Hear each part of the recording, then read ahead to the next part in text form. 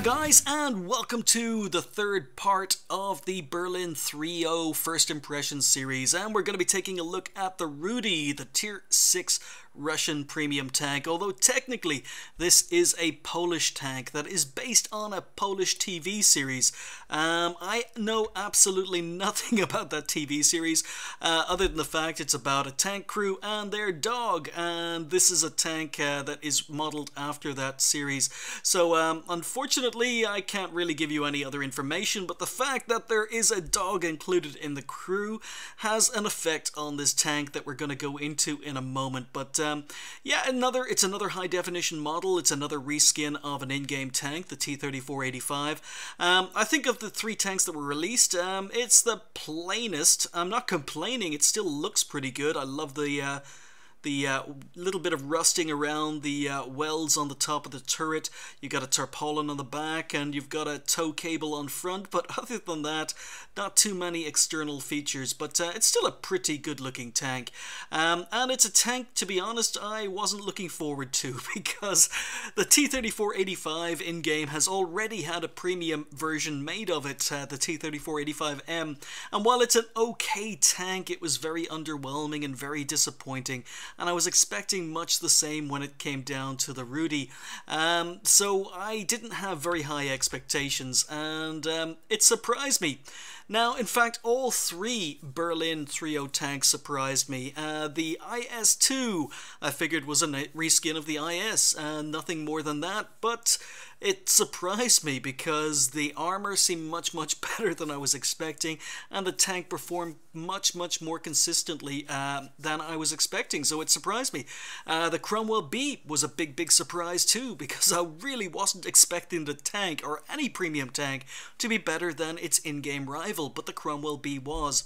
And the Rudy has been the biggest surprise. I really wasn't expecting very much from this tank, especially as the T-34-85 is a pretty solid tank, and but it's definitely not one of the best Tier 6 medium tanks, and the T-34-85M was a very disappointing tank.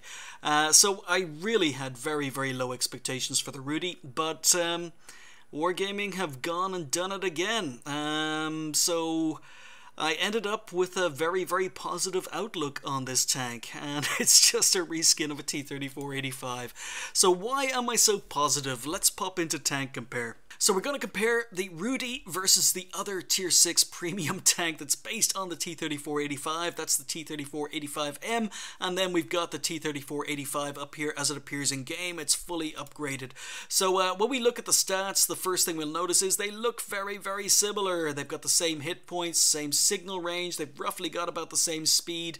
T-34-85M is slightly slower, but the first major difference occurs when we take a look at the crews, because we don't have a radio operator on the T-34-85 Rudy, and that's because it's based on a TV show, and the TV show features a dog. A dog is part of the crew, so that takes up the radio operator slot, and unfortunately it doesn't gain XP, and you can't add skills to the dog. However, the dog is quite interesting. Apparently, according to the notes, the dog actually acts as a sixth sense warning. So if you've got sixth sense enabled on your commander, when you get spotted, the dog will bark, which is quite a nice touch. However, I don't have sixth sense, so I haven't actually heard the dog bark in my Rudy yet. But we do have 4 crew members, and does it make it a better or a worse crew trainer? Well, to be honest, it really doesn't matter, because a lot of the higher tier Russian medium tanks only have 4 crew members. In fact, they don't use a radio operator. So if you're using higher tier Russian medium crews, you can train them up in a Rudy without any problems. On the other hand, you may prefer to keep the Rudy's crew in here with the dog and just try and stay as close to the TV show as you can. Completely up to you. But yep, that's the first major change. The armor is very similar. There are a couple of minor changes. It gets the same hull armor as the T-34-85 does, obviously because it's a reskin. The selling point of the T-34-85M is it gets slightly better frontal hull armor. And then the turret armor, even though on paper it looks identical across the board, one minor thing to note is this is the upgraded turret on the T-34-85, and the two turrets on the two premium tanks are the stock turrets. So they all have the same armor profile, but these two turrets have a couple more weak spots that the final turret doesn't have. But yeah, the other major difference, now this is where I started getting depressed about this tank, where my expectations were very, very low. You see, the T-34-85 was a decent medium tank. I mean, I didn't hate it, I didn't love it, but it did the job. It was fast, it was maneuverable, you could play it like a medium tank, but I didn't think it was worth keeping. And then the T-34-85M came out, and it had less horsepower, and it had a worse horsepower to weight ratio, but it had roughly similar top speed. And I was expecting this tank to be an armored version of the T-34-85M, and it turned into basically be nothing like the T-34-85 because it was slow, it was sluggish, it played like a heavy tank. Now, it's not a bad tank, it was just very, very disappointing. So even though it had better traverse speed than the in-game T-34-85, I thought the mobility of the T-34-85M sucked, and I was very, very disappointed. And then I looked at the Rudy, and it gets the same horsepower as the T-34-85M, but it gets worse horsepower to weight ratio, and I thought this sucked. And then I saw this on the Rudy, and I was expecting even worse. I was thinking, oh no, it's another Russian medium tank that performs really, really badly, that is quite unmaneuverable and sluggish. However, the traverse speed is better on the Rudy than it is on the other two tanks. But then the hidden stats, one of the things that Wargaming loves to use to nerf and buff tanks without appearing different.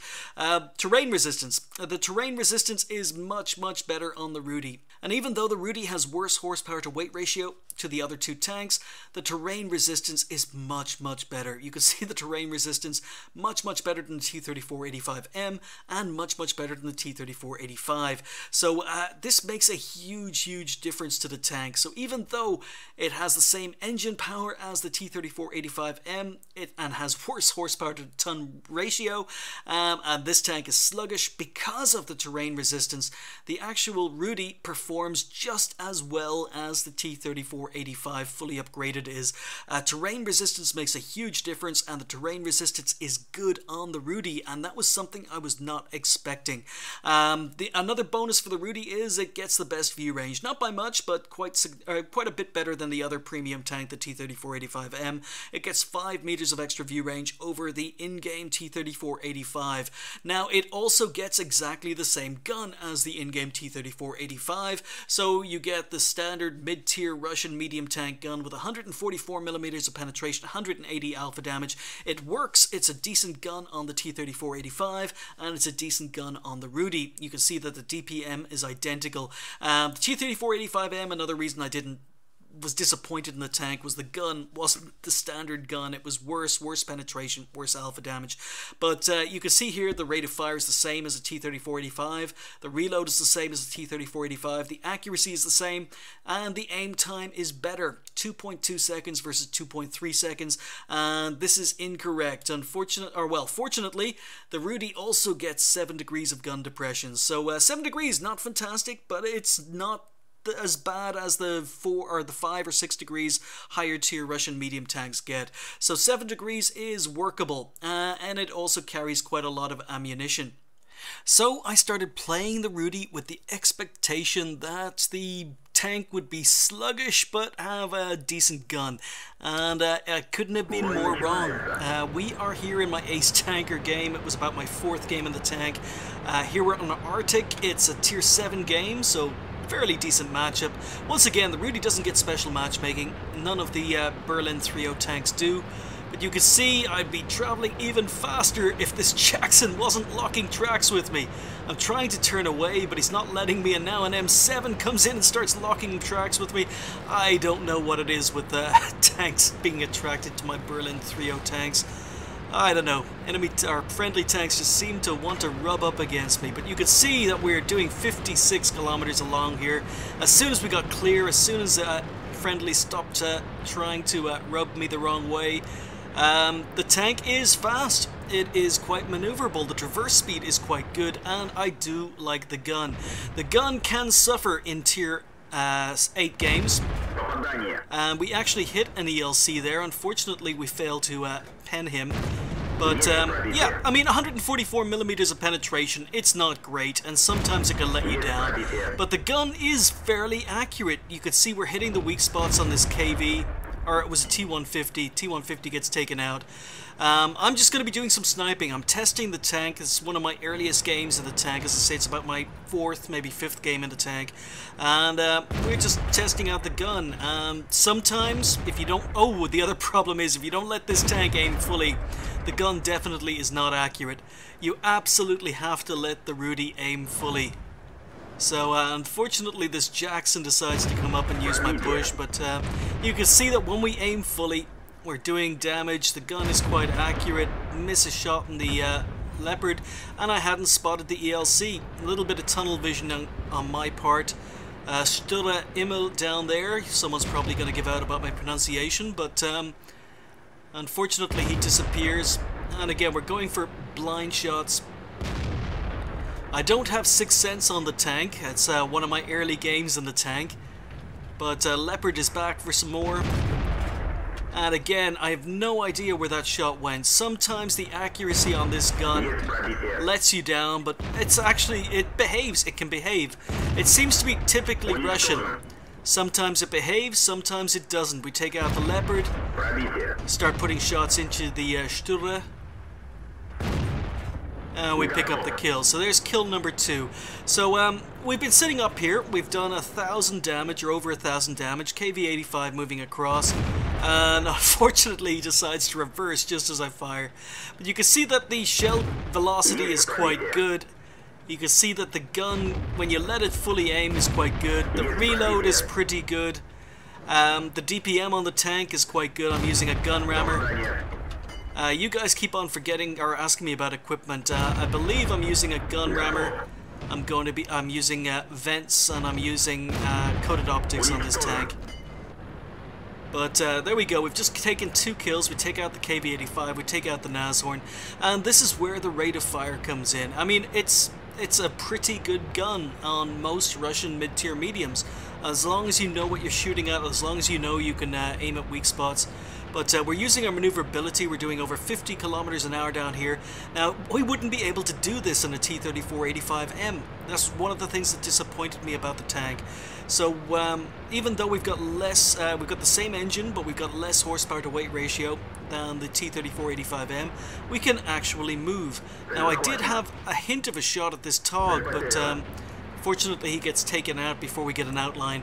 So we're being pushed on the 9-0 lines by 2 ISs, and this is where, even though I did a lot of sniping in this game, we are up to 1,800 damage, and I am on the move, and you can play the Rudy like a medium tank. It's not the fastest, but it's definitely not a slow tank. So we're moving up. RT has been spotted. Now, the Rudy is another tank that isn't fantastic at shooting on the move. And unfortunately don't get a shot in on the RT. Jag Panther has appeared. I'm on the move. Shoot, I'm on the move. Unfortunately failed to pen him, I think. But we don't fail. Once we aim, we get another shot in, and once again another tank is taken out before we can get another shot in. I don't get a Top Gun in this game, unfortunately, but I came very, very close to it.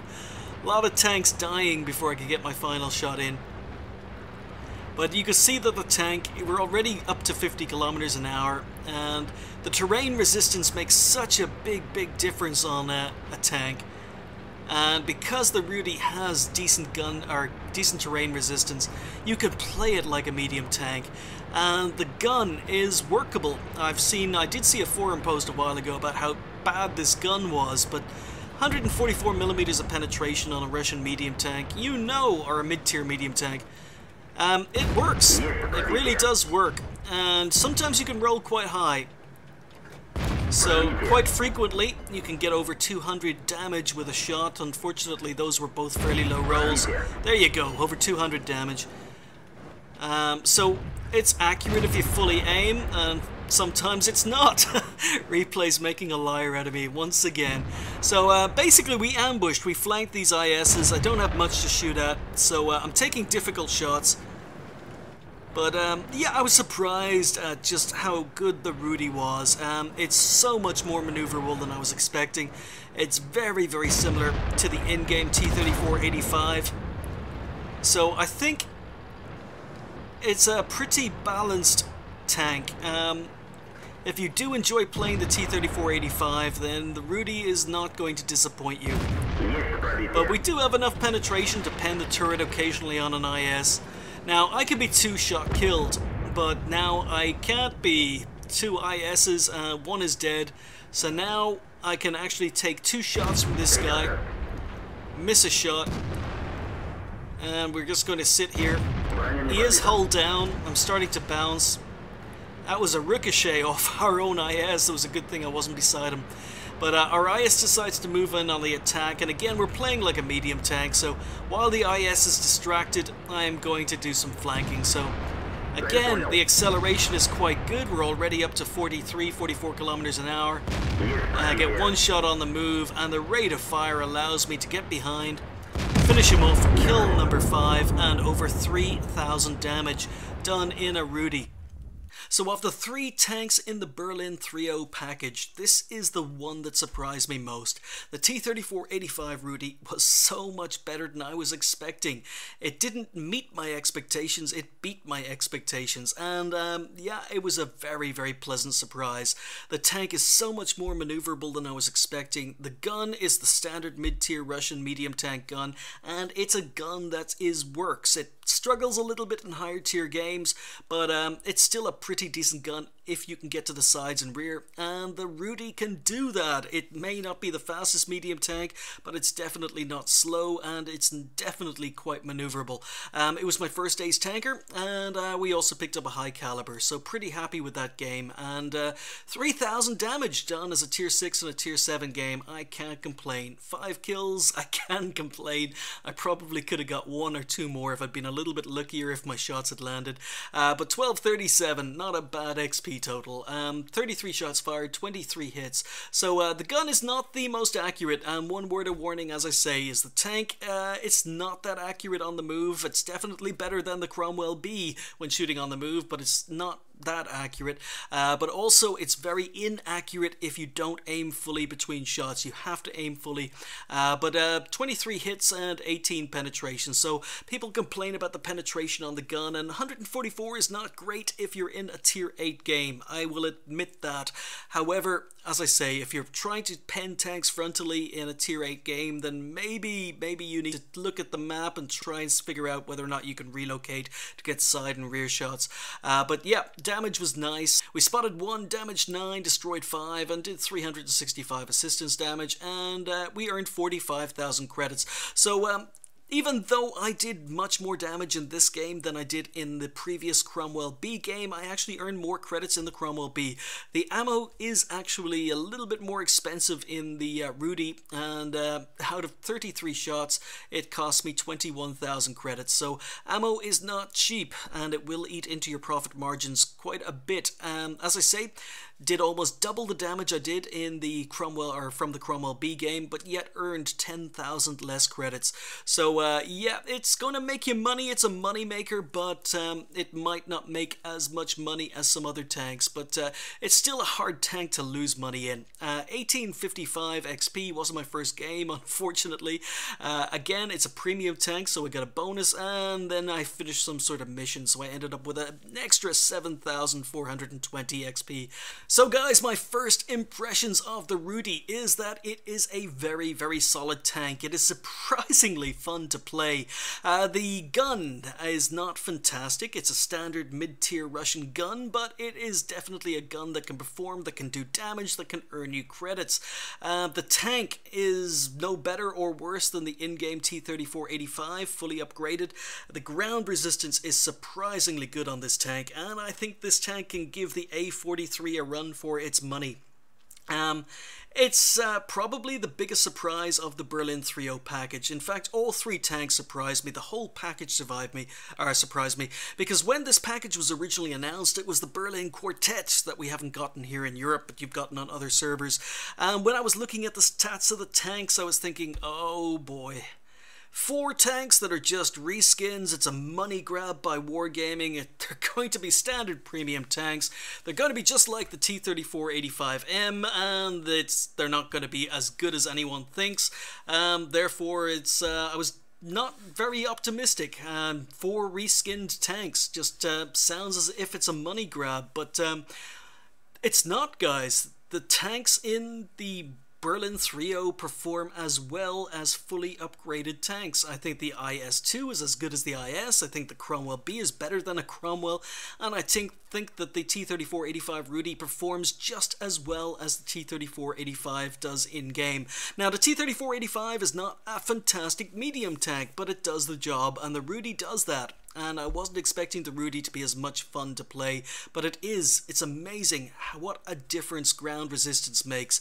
But I have to say, I've been very surprised with all the tanks. I think the package, overall, if you buy the package with the 3 tanks, all 3 tanks are good. All 3 tanks are worth the money. I think if you were to buy the package, and I know I'm sounding like a salesman for Wargaming, and I really wanted to be skeptical. I really wanted to be right and be disappointed, because I like being angry. I'm a grumpy old man.